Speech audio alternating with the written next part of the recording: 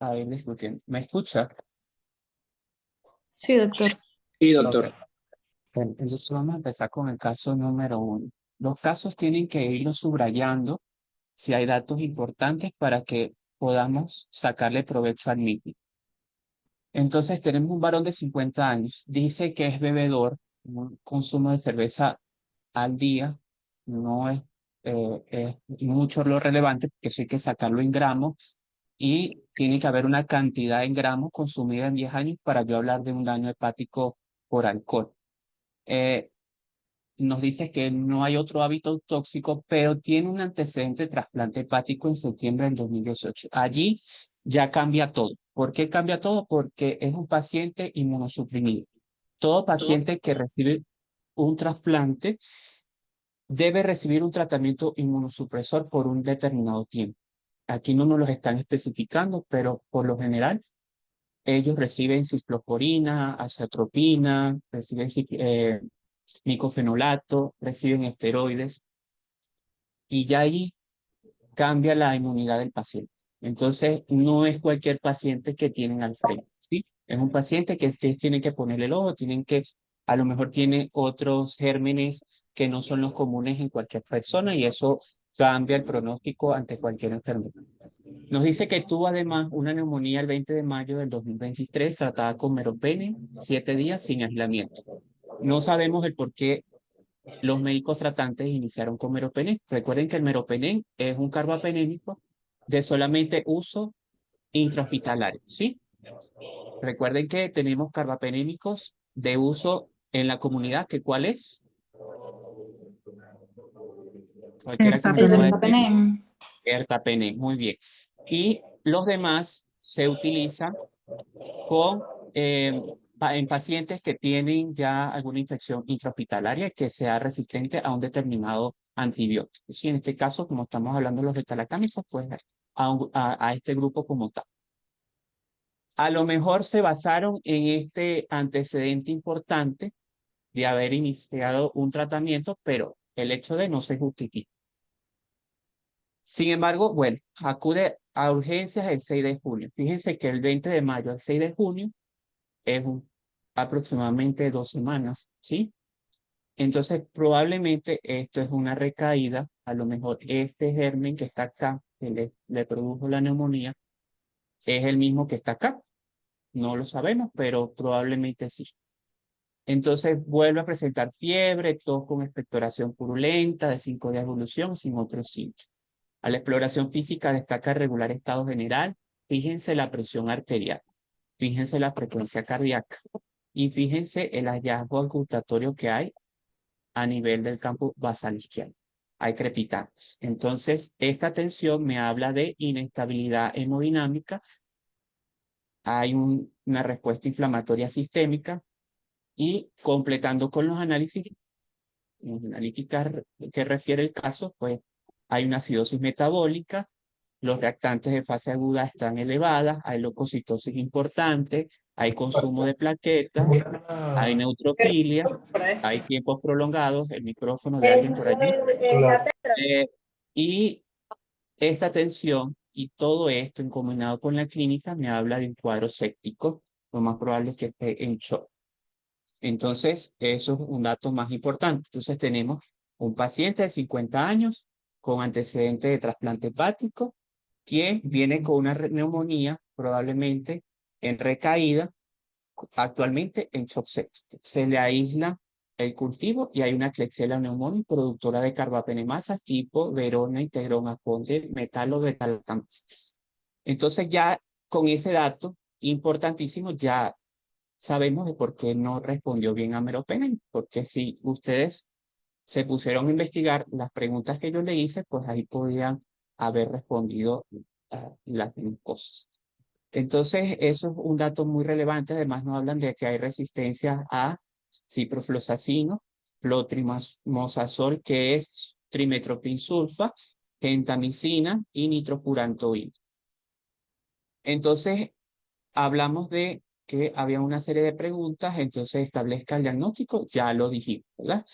Eh, ya mencionamos allí que estaba en shock séptico, punto de partida respiratorio, cuál sería el antibiótico que usted elegiría para tratar al paciente y realice un cuadro donde establezcan los principales mecanismos de resistencia a los carbapenemas.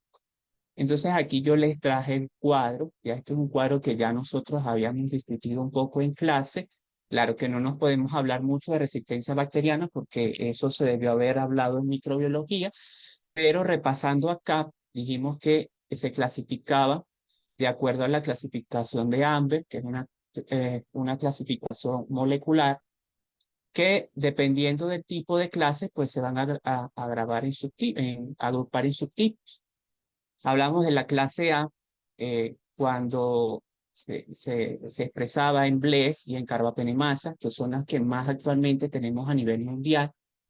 Fíjense que los microorganismos que están relacionados son las enterobacterias y cuando hablamos de Blé, hablamos que el sustrato principalmente es penicilina y cefalosporina. Entonces, cuando tengamos una Klebsiella pneumoniae Blé, entonces ya sabemos que no nos va a responder, en este caso, si la infección viene desde el punto de vista respiratorio, no nos va a responder a amoxicilina con ácido clavulánico, no nos va a responder a ceftriaxona y muy probable no nos va a responder tampoco a cefepime. Probablemente tenemos que asociar un carbapenema, ¿sí? Si se aisló una carbapenemasa, entonces todos los betalactámicos, fíjense que ninguno se salva. Ya ahí tocaría asociar los nuevos tratamientos, los nuevos medicamentos, a algunos betalactámicos, pero asociados con inhibidores de betalactamasas más nuevos o usar en este caso colistina, ¿sí? Cuando nos hablan de la B, pues son las metalobetalactamasas, fíjense que agrupa varios subtipos dentro de.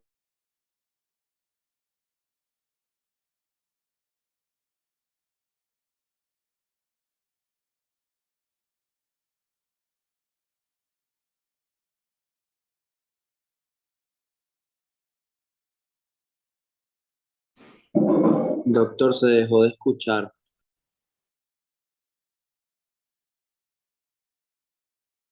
Les mandé a estudiar eso en la primera clase, que hicieran las clasificaciones. Bueno, ese grupo Doctor, entonces, disculpe, no se escuchó la pregunta que hizo porque dejó de escucharse el audio. ok. ¿Cuáles son las bacterias no fermentadoras? Los bacilos gram negativos no fermentadores. Pseudomonas, Acinetobacter. ¿Seguro? Repasen eso, ¿sí? Repasen cuáles no son los no fermentados. ¿Cuáles son los fermentadores y cuáles no son los no fermentadores? Entonces, fíjense que el sustrato para ellas son todos menos el astrional. Entonces, el astrional nos pudiese servir para Doctor, nuestro paciente. Ajá. esas no son las que usted menciona en la clase de los carbapenem, que no son efectivas como Ajá, Nicodelia, Streptomonas ajá, maltófilas, por ahí van las cosas, ¿sí? Por ahí va. Acinetobacter baumannii, creo que era otra. Investiguen, eso está en el cuadrito. En el cuadro que yo les mandé a ustedes, en el libro de las indicaciones terapéuticas de medicina interna, se los mandé, ahí están. ¿Cuáles son las bacterias no fermentadoras y las fermentadoras? Eh, entonces tenemos el Astronam como un probable posible tratamiento para nuestros pacientes, sí, pero ¿qué hablamos del Astronam? Que el Astronam no se daba solo, ¿verdad? Porque comúnmente no se utiliza para infecciones de este tipo y que él se utilizaba principalmente para las infecciones del tracto urinario. Entonces se podría utilizar, pero en combinación con otros fármacos que ya me lo van a decir. Fíjense que hay otros subtipos como la clase C, la clase D. En este caso tenemos la clase C, las cefalosporinasas de tipo AMPA 6 MIE. Eh, Básicamente cumplen como que el mismo sustrato que las BLE. Y la clase D, que son las oxacelinasas, las oxa, que principalmente están enterobacterias y Acinetobacter baumannii.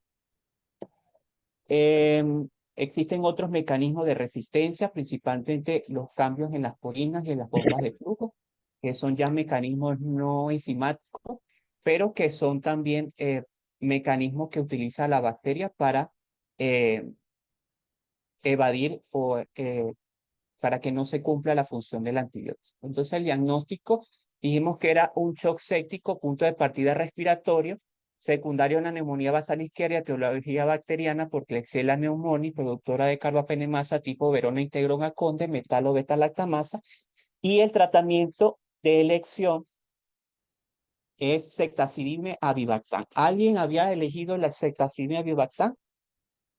¿O lo había pensado? ¿O habían pues propuesto otro tratamiento?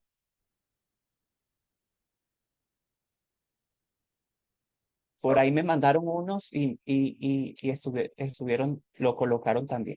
Creo que fue Lizu, no sé si está presente aquí Yo no sé si se escucha, pero sí puse, pero no lo puse con Avibactam.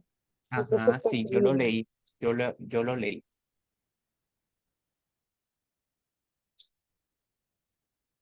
¿Alguien eligió otro o no lo hicieron? ¿O por qué tienen dudas o no les quedó claro?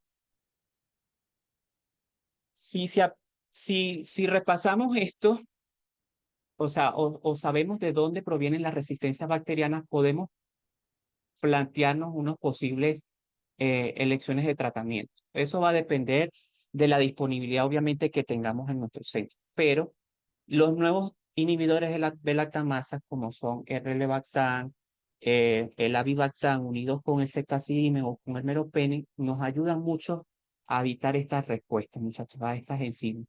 Entonces, tra- eh, teniendo eso en cuenta, podemos utilizar este tratamiento en vez del colistin, que es sería el único fármaco que nos quedaría para tratar esto. Pero recuerden que el colistin tiene muchas reacciones adversas, es muy costoso. Estos también son muy costosos, pero tienen menores efectos adversos y también se ha evidenciado que hay respuesta clínica favorable. El ceftazidime solo no nos funciona acá porque el ceftazidime, fíjense, la mayoría es sustrato para ese antibiótico, pero unido con el avibactam, pues ese avibactam se une a esa beta-lactamasa y pues el ceftazidime cumple como tal su función. ¿Lo podemos asociar con el astronan? Sí, se puede asociar con el astronan en estos casos, pero solo como tal no nos va a servir. Entonces siempre, si aparece una pregunta de examen, cuando hay una resistencia, acuérdense siempre de los nuevos inhibidores de la beta-lactamasa, ¿sí? No de los ya usuales, que es el surbaxán, el ácido clavulánico, ya esos no, porque ya se he encontrado mucha resistencia, pero los nuevos todavía nos pueden ayudar muchísimo. Fíjense que el ceftazidime avibactam nos sirve mucho cuando hay eh, resistencias de las oxacilinasas, que son las oxas. Entonces, nos sirve muchísimo, sobre todo cuando hay infecciones por Acinetobacter baumannii. Ojo con eso. Caso número 2, una mujer de 28 años sin antecedentes médicos relevantes, refiere inicio de enfermedad actual hace 48 horas, caracterizado por polaquiuria, disuria y tenemos vesical. No presenta fiebre, dolor lumbar ni hematúria. Fíjense que entonces es una mujer tiene 28 años, un adulto joven, no tiene antecedentes médicos, tiene una clínica urinaria que parece no estar complicada. Entonces ya por allí tenemos ya un posible diagnóstico. Fíjense que no hay puño-percusión renal. Los exámenes complementarios solamente nos dice que hay una leucocitosis abundante, nitritos positivos, hematíes escaso. No se observan cilindros, el urocultivo se reporta Escherichia coli, amoxicilina con ácido clavulánico, cefuroxima y nitrofurantoína. ¿Dónde clasificamos la amoxicilina con ácido clavulánico o por lo menos la amoxicilina sola? Es una aminopenicilina. Ajá. ¿Y la cefuroxima? La cefalosporina de De segunda, segunda generación. Ajá, pero rápido, ¿sí? No tan muy bien mucho. ¿Y la nitrofurantoína dónde hablamos? con las sulfas. Antisépticos urinarios. Antisépticos urinarios, muy bien. Entonces, el diagnóstico ya lo sabemos, ¿sí? Entonces tenemos una I2 baja no complicada de etiología bacteriana por E. coli. Fácil. ¿Qué hablamos de las ITU no complicadas? Ya hablamos de un tratamiento de primera línea, ¿sí? ¿Recuerda? Nitrofurantoína, fosfomicina, cefalexina y trimetoprim sulfametosazol en algunos casos, ¿sí? Pero nos quedamos con estos tres de primera línea. ¿Alguno había elegido alguno de ellos o habían planteado otros? Teniendo en cuenta el reporte del urocultivo. Si ya me sale que la nitrofurantoína es sensible y la ITU no es complicada, nos vamos de una vez con la nitrofurantoína, muchachos, sin pensar. Pero, ¿qué es lo que hay que pensar acá? La epidemiología. ¿Dónde está ubicado usted como médico? ¿Conoce las resistencias bacterianas que hay en su localidad? ¿Hay garantía de que esta sea la primera infección urinaria de la paciente? ¿O la paciente ya viene con 2 o 3 o más infecciones urinarias a repetición? Eso es lo que ustedes tienen que indagar acá, que no está expuesto aquí en el caso clínico, ¿sí? Porque dependiendo de eso también ustedes van a elegir el tratamiento. No solamente, porque es primera línea nitrofurantoína, no. Ustedes tienen que interrogar más allá de lo que ustedes están consiguiendo el examen físico, ¿sí? ¿Por qué no con amoxicilina con ácido clavulano? ¿Alguien me dice el por qué o la colocaron de primera opción?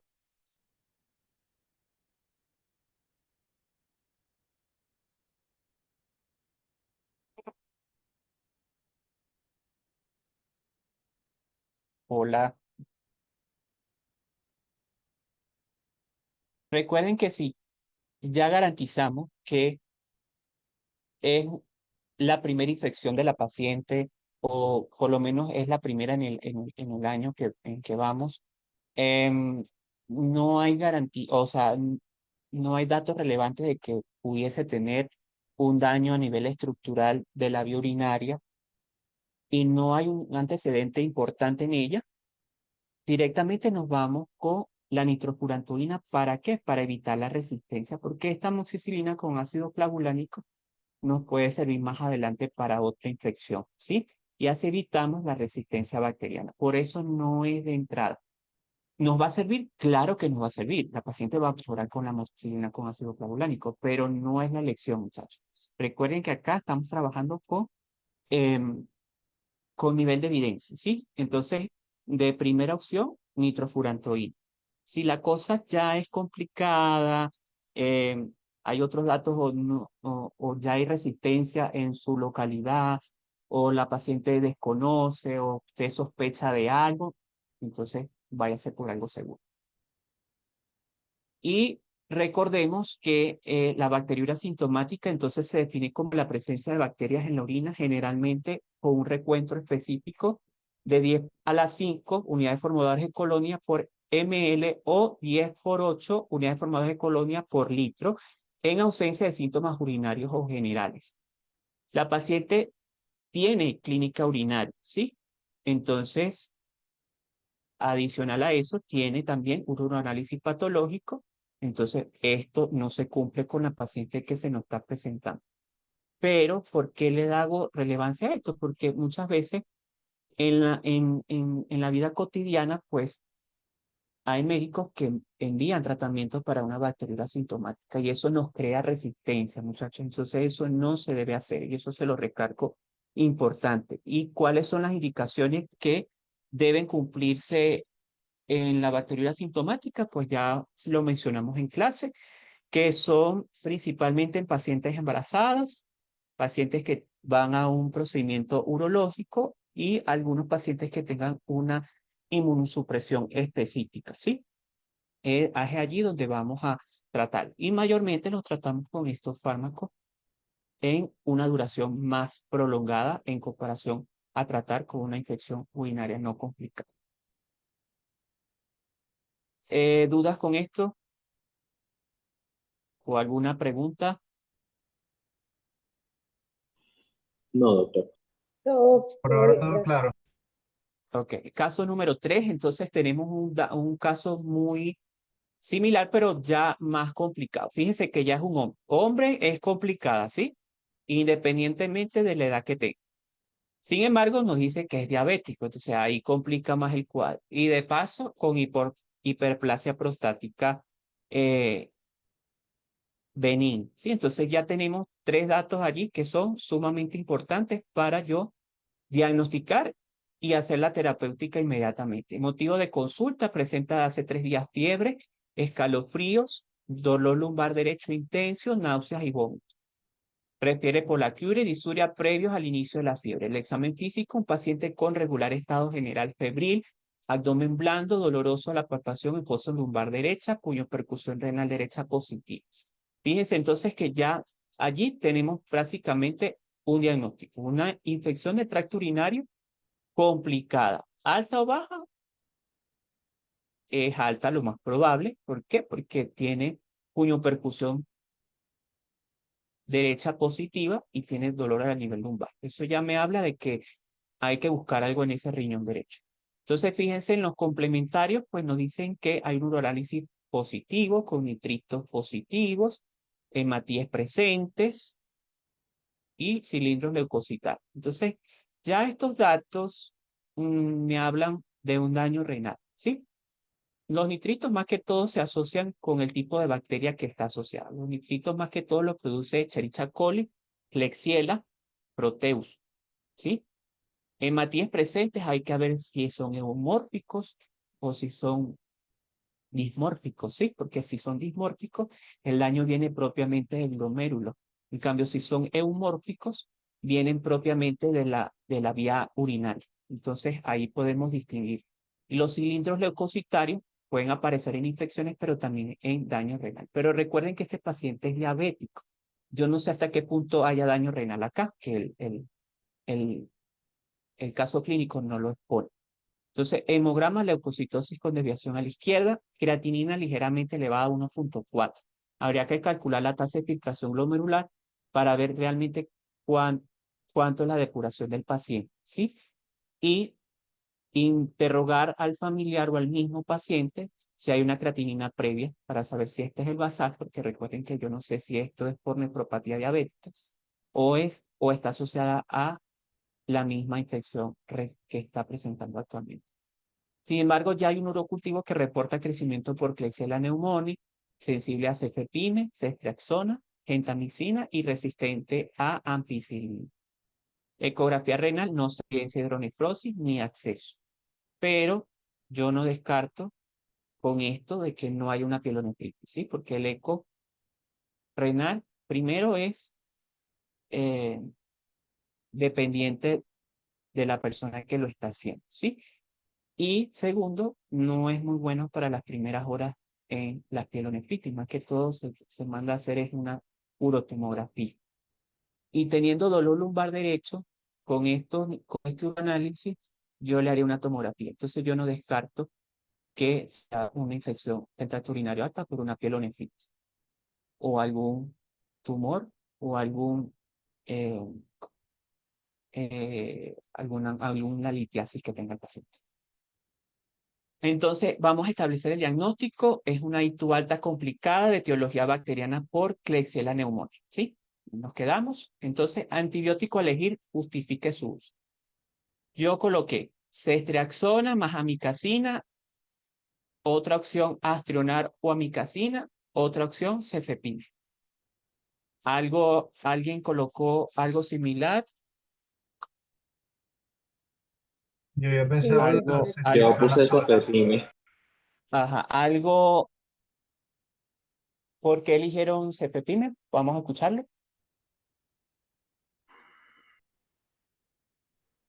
porque en la enfermedad actual decía que es sensible a cefepime y ceftriaxona.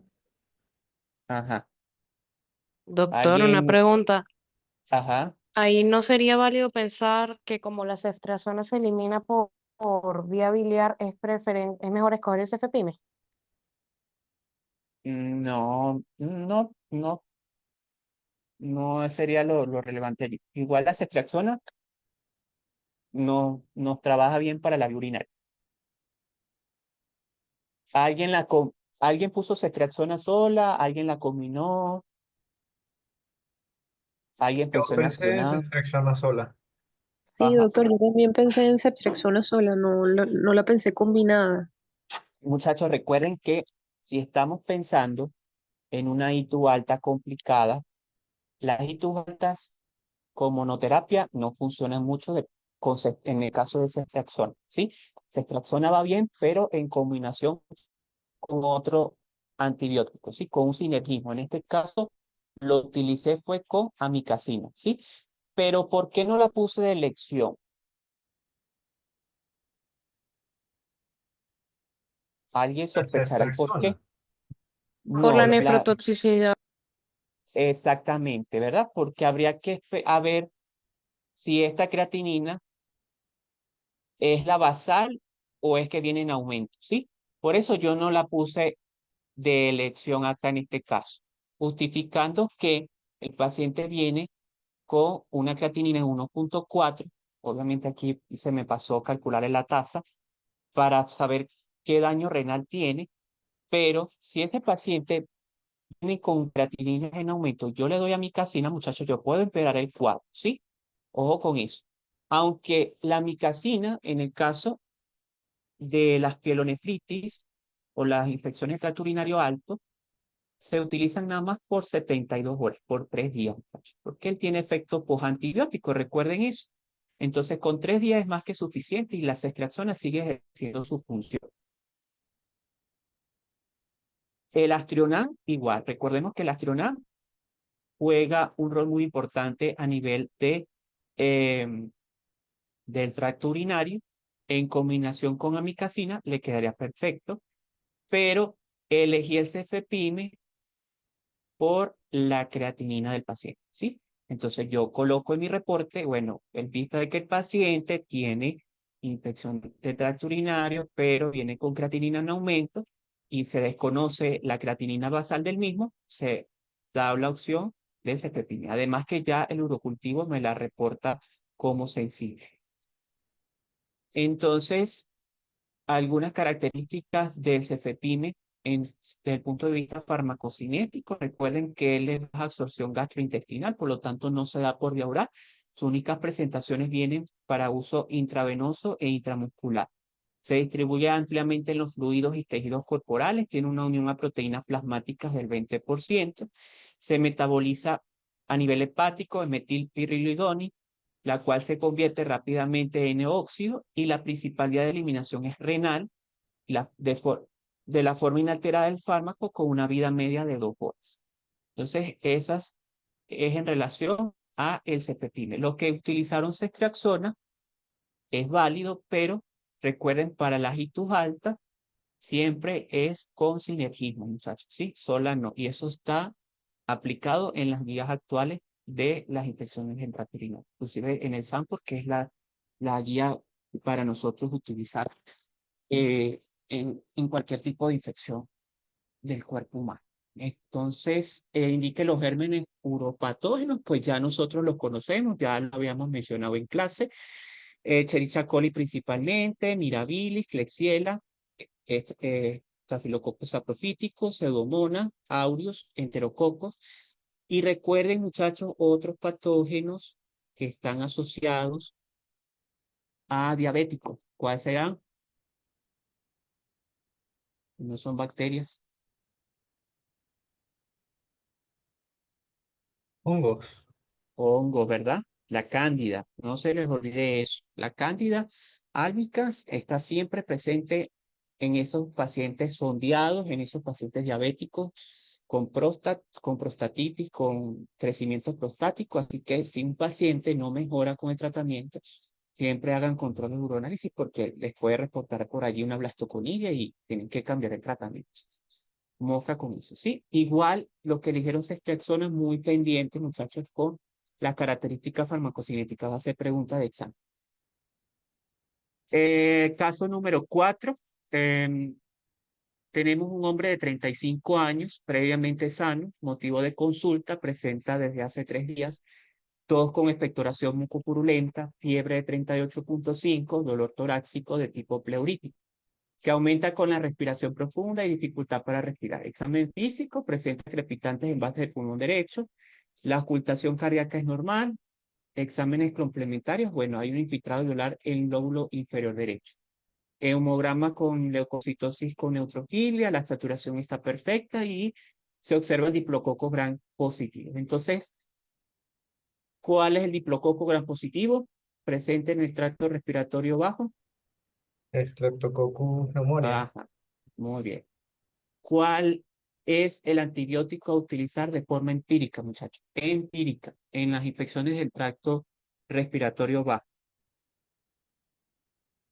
Eso lo discutimos también la,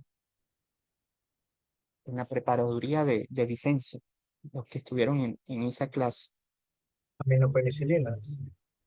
Ajá, ¿cuáles? Amoxi con ácido clavulánico.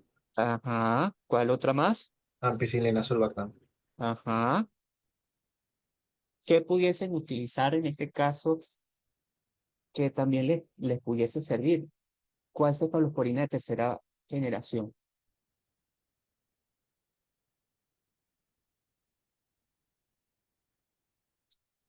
Ceftriaxona. No, es un paciente sano, ¿sí?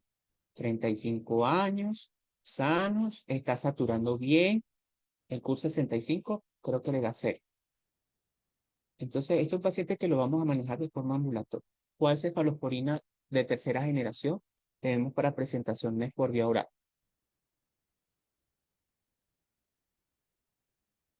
Cefixima. Cefexime, ajá, muy bien. Se le puede dar cefexime también. Entonces, esas serían como que las tres opciones, el Cectibuten, pero más que todo lo tenemos para presentación en suspensión, lo damos más que todo en pediatría.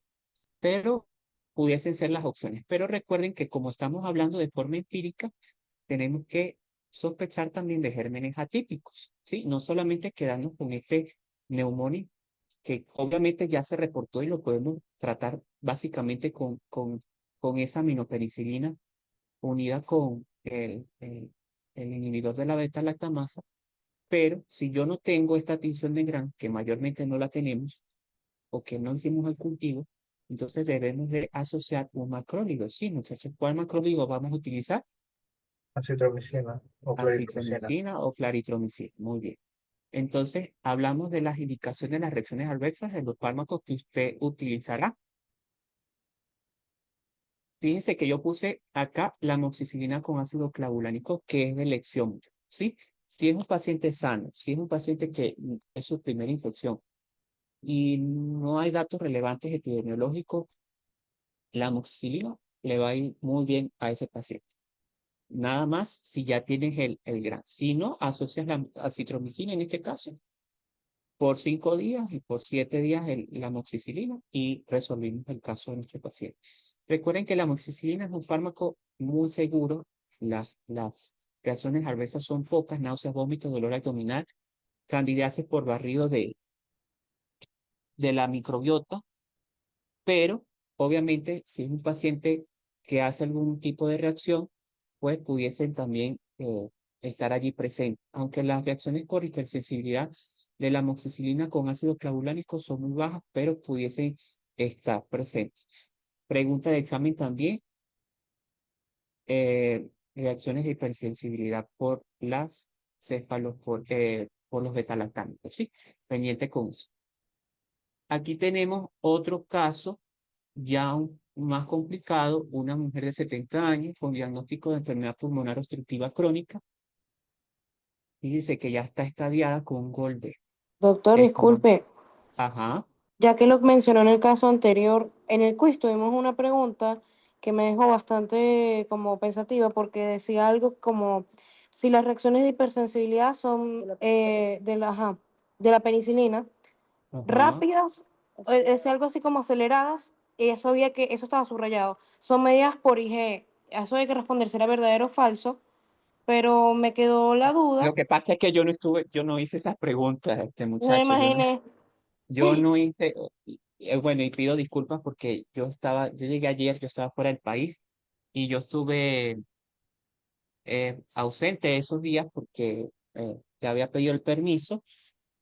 Pero ese quiz pasaron varias cosas y eso no estaba programado, ¿sí? Entonces yo no tenía mi lacto donde estaba y bueno, Ingrid se encargó de eso.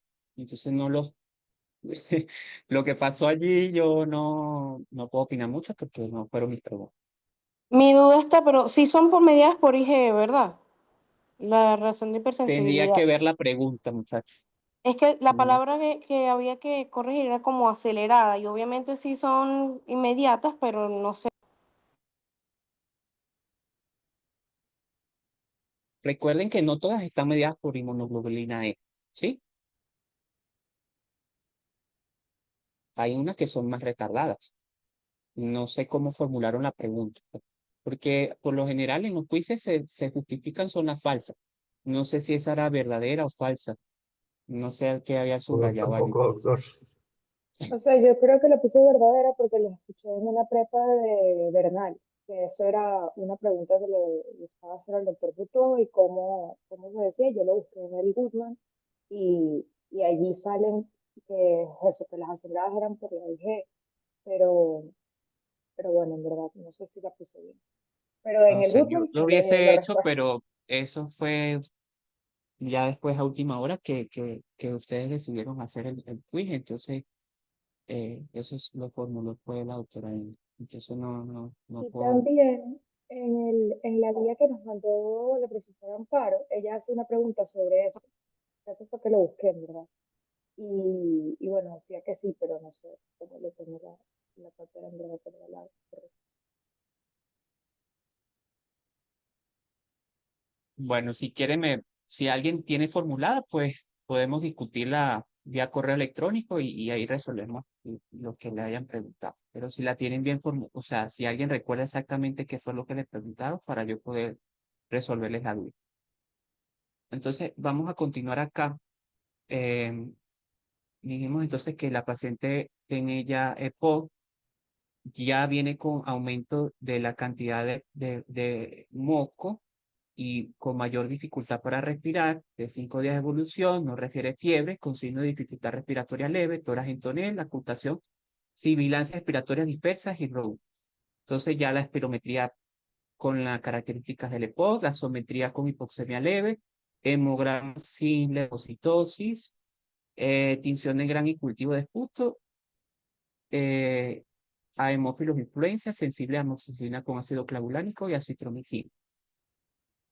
Entonces, le estaba pidiendo que establecieran el diagnóstico, obviamente es una EPOC en exacerbación infecciosa secundaria a una ERB, es una neumonía o una bronquitis. En este examen, en este caso no me queda muy claro porque todavía faltan datos relevantes, falta una rayos X, eh, faltaría más, expandir más esa evaluación física, pero nos quedamos en verso, ¿sí? De igual forma, hay que tratarla independientemente sea neumonía, independientemente sea una bronquitis, en un EFOC. El tratamiento antibiótico a utilizar, en este caso, es ceftriaxona o macrolide. ¿Por qué, muchachos? Porque este es un paciente que yo tengo que mayormente hospitalizar, ¿sí? No lo puedo mandar por la casa, al menos que usted tenga una buena comunicación con el paciente, usted le puede revalorar en 72 horas, em, tengan acceso económico, ¿sí? Los familiares están atentos con el paciente, porque si no ese paciente, si tienen todas esas características en contra, el paciente se le puede complicar en casa. Entonces es mejor en nuestro país, como estamos actualmente, hospitalizar y darle seguimiento por lo menos esos 5 días de tratamiento, ¿sí? El tratamiento a utilizar es ceftriaxona más un macrólido. Mencione los gérmenes encontrados en los procesos respiratorios adultos, Haemophilus influenza. En este caso, el Haemophilus es el germen más común en los ebóticos, el Streptococcus pneumoniae le sigue, Moraxella catarrhalis, Staphylococcus aureus, Pseudomonas, Mycoplasma, Clamidia y Legionella. ¿Por qué la Pseudomonas aquí, muchachos? Que la Pseudomonas más que todo está en intrahospitalaria, pero ¿por qué en los ebóticos puede estar presente? ¿Alguien sabe?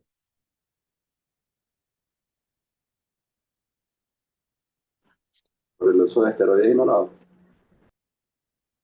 Mm, no. está presente, muchachos, en esos pacientes que hacen broncoectasia, ¿sí? Ojo con eso. Un paciente con broncoectasia igual pasa muy común con los que tienen eh, esta patología que, ay, se me olvidó el nombre ahorita, fibrosis Dosis quística. quística. Sí, fibrosis quística. Suelen aparecer pseudomonas aeruginosa de primera elección, por lo mismo por la formación de bronquiectasias que hacen este tipo de pacientes. Obviamente eso es un EPOC ya que está bastante complicado, que ya tiene bastante daño del parénquima pulmonar. No cualquier ebótico lo va a tener. Explica el mecanismo de acción del fármaco que usted utilizará. Bueno, ya esto se lo coloqué para que ustedes repasen el mecanismo de acción de los beta-lactanos. La fase 4 de la formación del peptidoglicano, que van a tener una pregunta también de allí del mecanismo, principalmente la formación del peptidoglicano. ¿Sí? Doctor, disculpe, me había quedado una duda con el caso. Ajá. Mencionó que este caso es preferible tratarlo de manera hospitalaria, pero en el Ujú. caso que se tratara ambulatorio, ¿se podría tratar con amoxicilina y clavulánico? Como decía Sí, que el germen es sí, sensible. sí, lo puedes tratar. Pero me gustaría más que eligieras una de tercera generación, Ok. Cefexim, que hace la misma función de las tetraxón. ¿Sí? ¿Por qué preferiblemente una de tercera que la amoxicilina? Por la resistencia que puede haber. Ok, vale, muchas gracias. Ujú.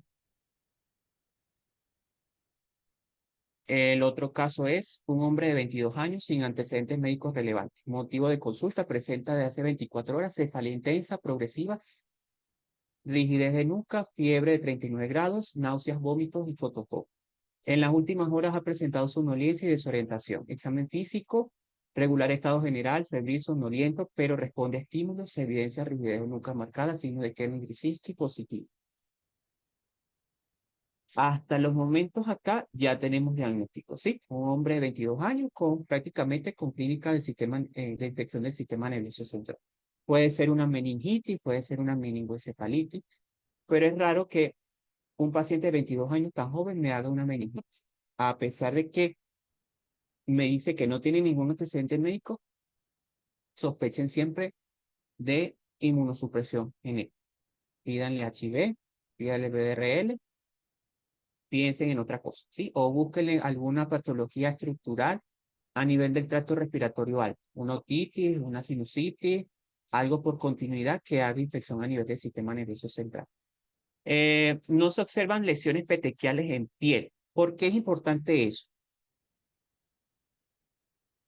Eh, Porque puede ser una meningococcemia. Exactamente. Entonces ahí ya cambia totalmente. Bueno, la terapéutica no, pero el aislamiento sí, ¿verdad? Y muchas veces tenemos que dar tratamiento profiláctico a los familiares, ¿sí?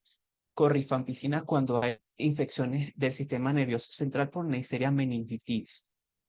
Exámenes complementarios, tomografía axial computarizada, un ataque de cráneo antes de la punción, que no hay datos o no hay relevancias allí, ni lesiones ocupantes de espacio, ni hipertensión endocraniana aparentemente. La punción lumbar se obtiene líquido cefalorraquídeo turbio con los siguientes hallazgos. Presión de apertura elevada. Ojo con eso, muchachos. Algunos microorganismos pueden elevar o no la apertura de, del líquido cefalorraquídeo. Cuando uno hace la punción lumbar, en buena ley, muchachos, en buena ley, uno mide la presión con una regleta, ¿sí? Es como una llave. Se conecta una llave de 3 guías a una regleta que tiene un determinado volumen, ¿sí? Y uno conecta esa llave a esa regleta y ella le indica la presión. La presión normal del líquido cefalorraquídeo, pues va de 8 a 10 milímetros o centímetros de agua y muchas veces se puede encontrar que hay 18 o 20 de presión. Entonces, algunos microorganismos, como por ejemplo el criptococo, es característico de esa presión elevada, ¿sí? La tuberculosis también, tuberculosis meningia me suele elevar también la presión. Pero mayormente las bacterias no me suelen elevar mucho. Por eso les digo que en este caso siempre pidan HIV a esos pacientes porque puede ser un patógeno oportunista. pleocitosis marcada, predominio de polimorfonucleares, hipoglucorraquia, hiperproteinorraquia, y la tinción de Gram reporta un diplococo Gram positivo. En este caso, pues salió barato, es un estreptococo neumónico, ¿sí?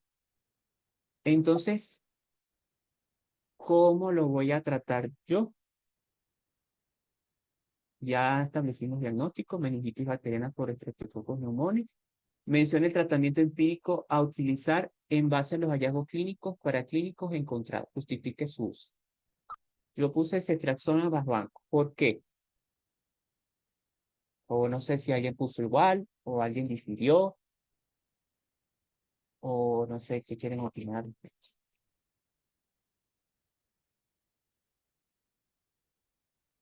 Sí, puse esa expresión igual, porque bueno, lo que sabemos es que tiene buena penetración en líquido cefalorraquídeo y se utiliza justo para el tratamiento empírico.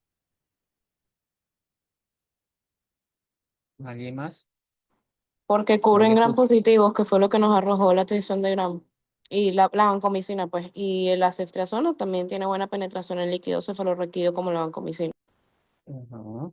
¿Alguien más? Yo, ¿Alguien puso ten- otra cosa? yo tengo una pregunta, ¿por qué no podríamos usar ampicilina también?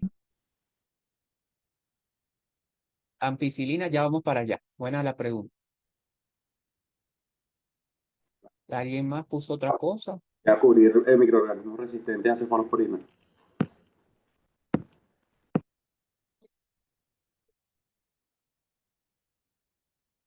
¿Alguien puso otra cosa? O, bueno, la mayoría eligió eso, ¿verdad? Ujú. Es por esto, señores, que nosotros nos basamos de acuerdo a los gérmenes implicados. Por eso les mandé a investigar eso. Yo no sé si lo hicieron, pero aquí les dejo un resumen. Fíjense que no es lo mismo tratar una infección del sistema nervioso central en neonatos, en un preescolar o un escolar, en un adulto joven o en un adulto mayor. ¿Sí? No es lo mismo, porque ya en base a estudios se ha demostrado que hay prevalencia de un grupo de microorganismos que otro de acuerdo a la edad. Y por eso uno trabaja en función a eso. Mayormente, fíjense que nuestro paciente tiene 22 años. Entonces, 22 años lo agrupamos en que mayormente predomina Streptococcus pneumoniae o Neisseria meningitis. Entonces, damos ceftriaxona y vancomicina de manera empírica, muchachos, para tratar cualquiera de esas dos entidades.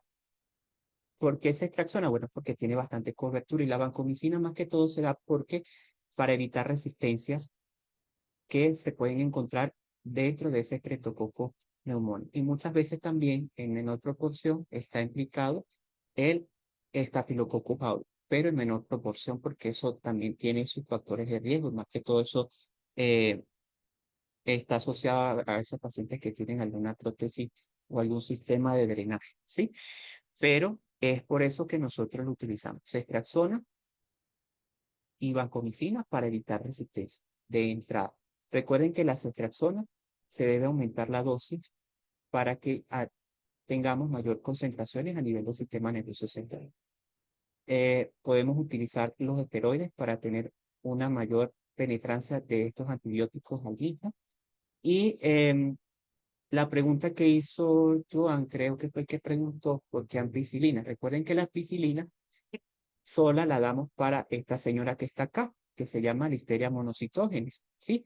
¿Y dónde utilizamos más en adultos? Todo paciente mayor de 50 años, muchachos. Aquí dice 65, pero las guías actuales dicen mayor de 50 años, ¿sí? Entonces, un paciente con 50 años o un neonato que no sepamos todavía el germen como tal, va de entrada, en este caso en los adultos, ceftriaxona, vancomicina y ampicilina, ¿sí?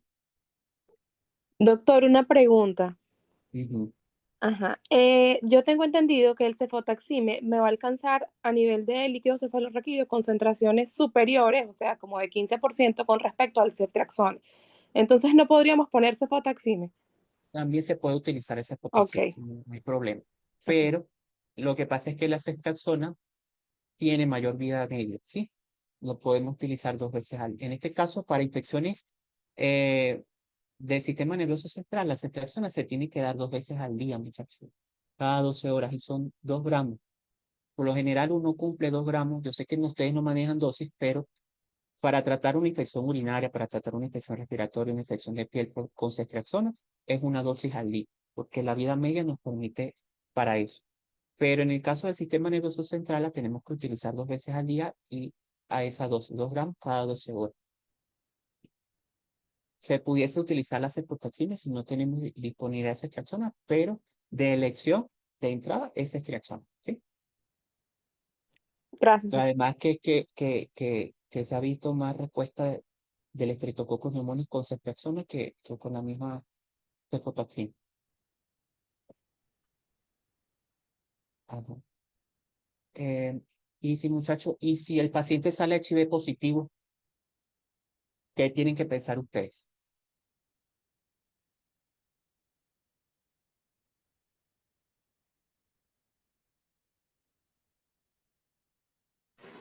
Que puede ser Bueno, por doctor, en la criptococosis, Ajá. ¿Qué más? En micobacterias. Por el Tuberculosis. chancellero, Pneumocystis jirovecii y hongos. Ujú.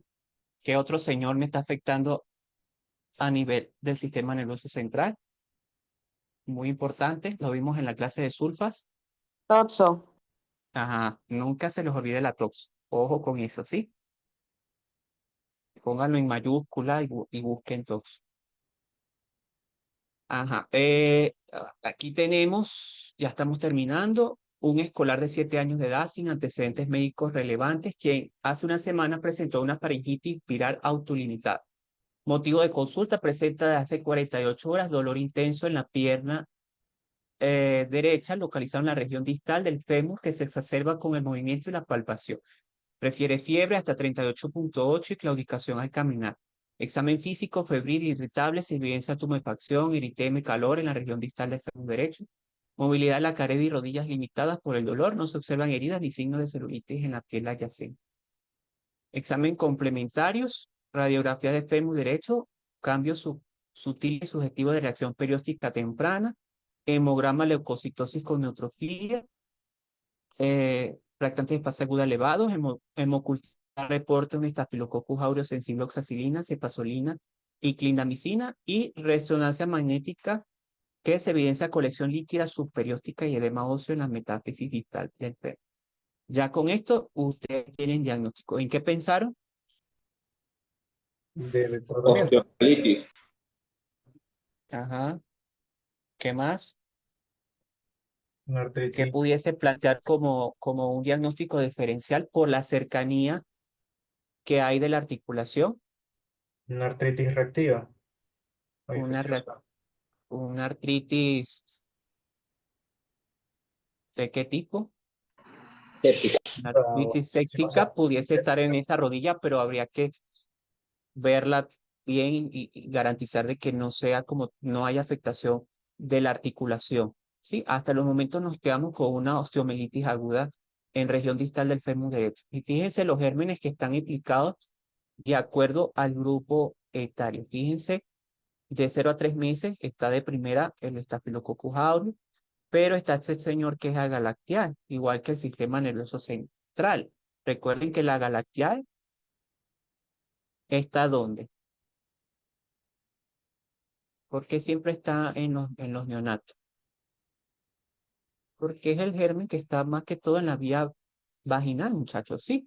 Entonces, él es el que puede colonizar fácilmente a ese neonato. Por eso, en las infecciones, está de primero es en la galactea, porque si el bebé obviamente se obtuvo por parto normal, pues obviamente va a haber esa colonización primeramente pueden haber enterobacterias.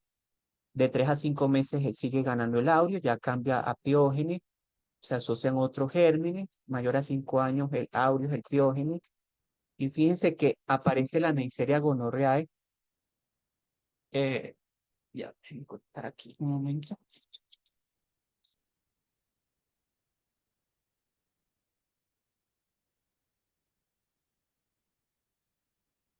Disculpen, ya aparece la Neisseria gonorrea, porque muchas veces la sífilis puede dar artritis o afectación, infección ósea como tal. Entonces, ojo con eso. Pero más que todo, las artritis por gonorrea no tienen a causar toda la sintomatología que puede causar una osteomielitis en relación a la formación eh, de edema, rubor, calor, todos estos factores, ¿sí? Que todo es la artritis por gonorrea viene siendo más em, funcional, ¿sí? Dolor, sobre todo el dolor, y para movilizar la extremidad.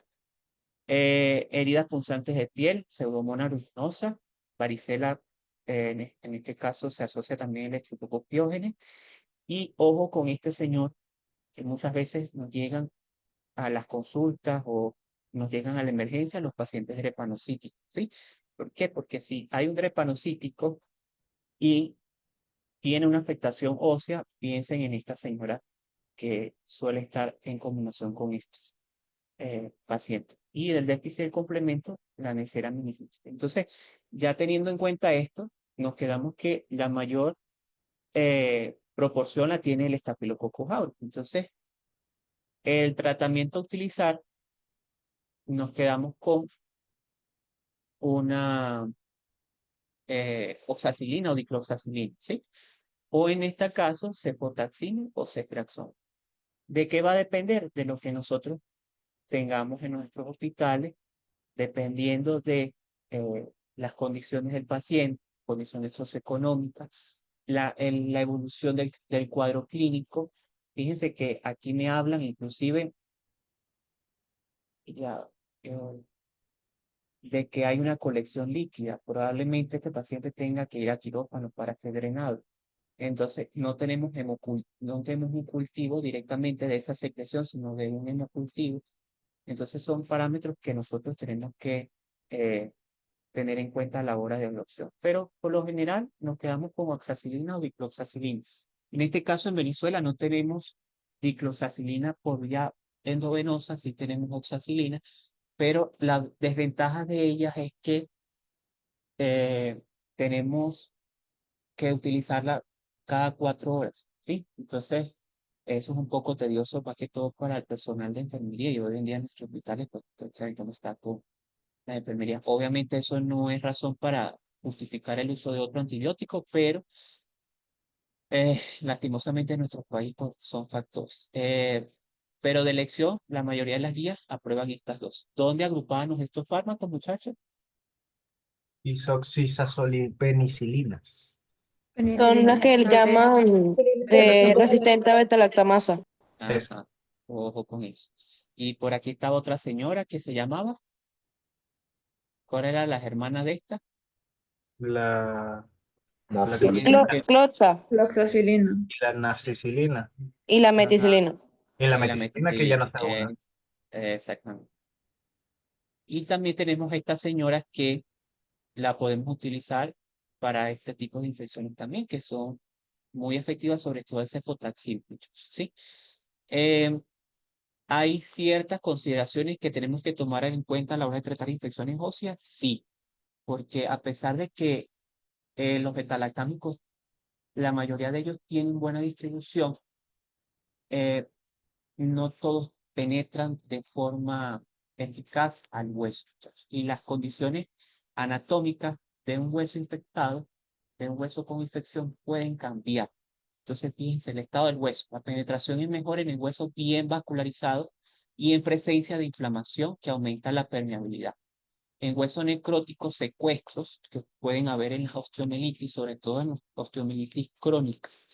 Con mala vascularización, la penetración de cualquier antibiótico se ve comprometida. Entonces, a esas infecciones crónicas, esos hay que ponerles el ojo porque mayormente hacen resistencia o incluso tienen que hacer lavados dentro del quirófano para poder resolver la infección. Inclusive muchas veces pacientes tienen que ir a amputación en casos extremos.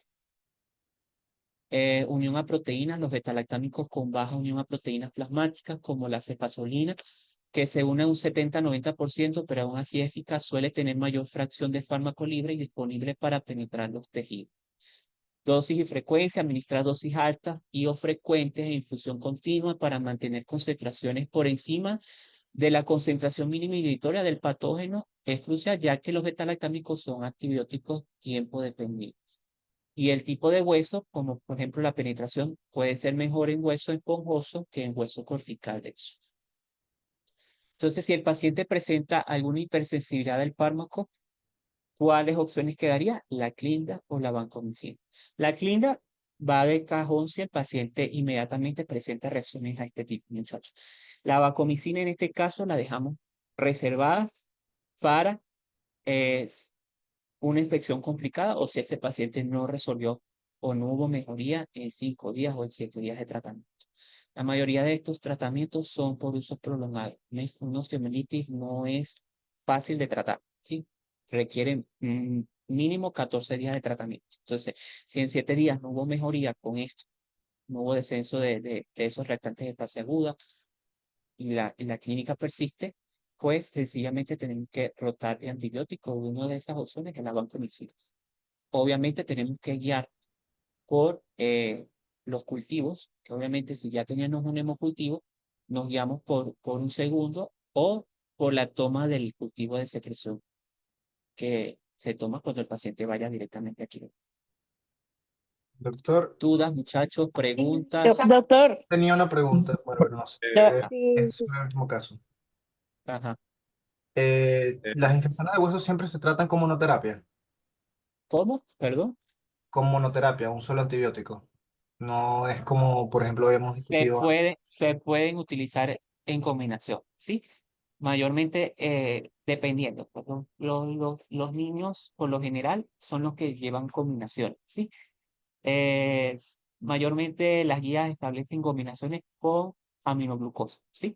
Ok, vale, Con gracias. amicacina o gentamicina, ¿sí? En adultos se puede utilizar solo, pero obviamente eso va a depender de la cantidad, el tiempo, ¿sí? El tiempo de infección.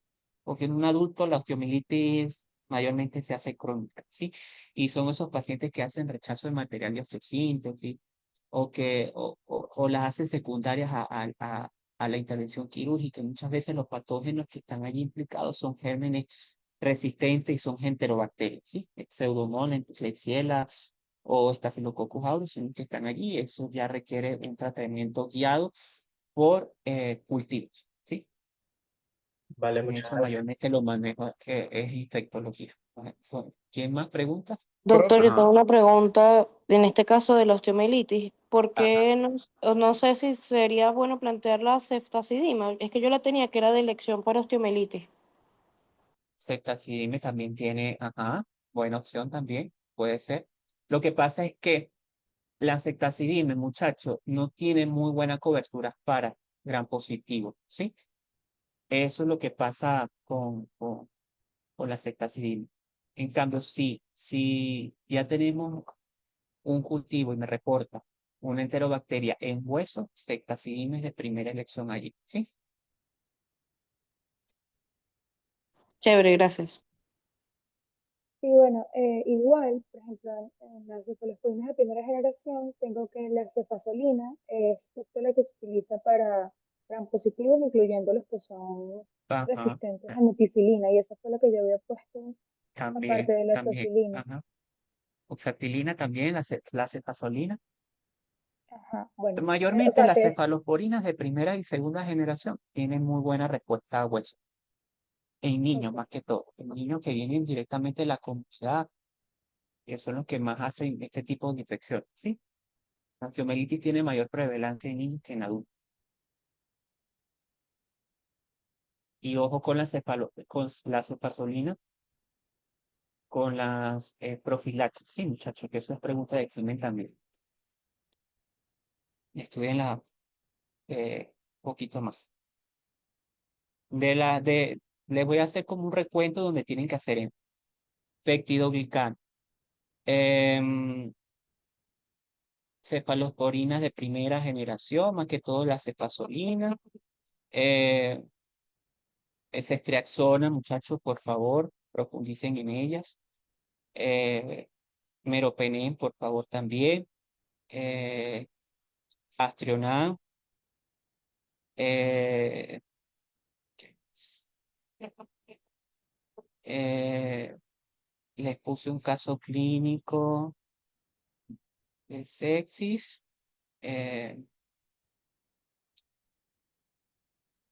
No recuerdo bien ahorita las preguntas, pero básicamente hay algunas preguntas que hemos discutido acá. Lo que les pido es que por favor profundicen en esto también, en la resistencia, sobre todo las clases D y las clases B. Y lean bien las preguntas porque no son conchas de mango que uno les pone. Si ustedes saben leer bien, subrayar, así como hicimos hoy, mire, subrayamos lo más importante, así van a subrayar lo que yo realmente le estoy pidiendo, ¿sí? No se les olvide hacer el cuadro de los betalactámicos que funcionan para Pseudomonas aeruginosa, ¿sí? ¿Cuál es el que eh, tiene mayor respuesta clínica de todos esos fármacos que le mandé a investigar? Y déjenme recordarme a ver qué más. Ah, bueno, sí, es todo ¿Alguna otra pregunta, muchachos?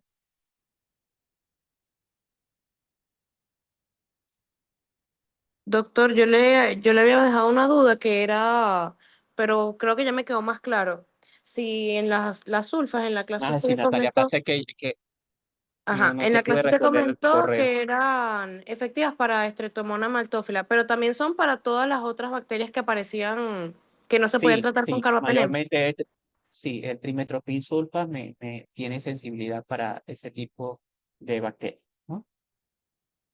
Y otra duda, pero sé que no es su tema, que me han aparecido en varios cuadros que la levofloxacina es de segunda generación, o sea, los prepas también me comentaron que era de segunda, pero en otros vi que era de tercera. ¿Cómo? No te entendí la pregunta. Que la La- levofloxacina la he visto en muchos cuadros como de segunda generación, pero en otros cuadros también, y en las láminas de la clase hay un cuadro que parece de tercera, pero en otro cuadro parece de segunda.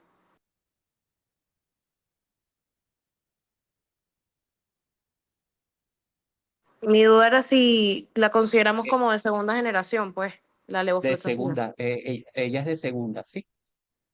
La fluoroquinolona es de segunda generación, la levofloxacino. Lo que pasa es que ella más que todo la agrupamos como fluoroquinolona, ¿sí? O quinolona respiratoria, Gracias. pero es de segunda generación. ¿Sí?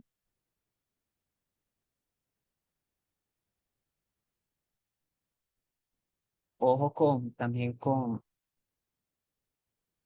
las infecciones del sistema nervioso central en pacientes con VIH y eso no se profundicen en eso y me acuerdo de la Gaby. Bueno, si no tiene más preguntas, pues terminamos, ¿sí? Muchas Muchas gracias, gracias, Sí, doctor. muchas doctor. Bueno, gracias. Hasta dale, pues nos luego. vemos el martes, muchachos. Nos vemos. Hasta luego. Gracias.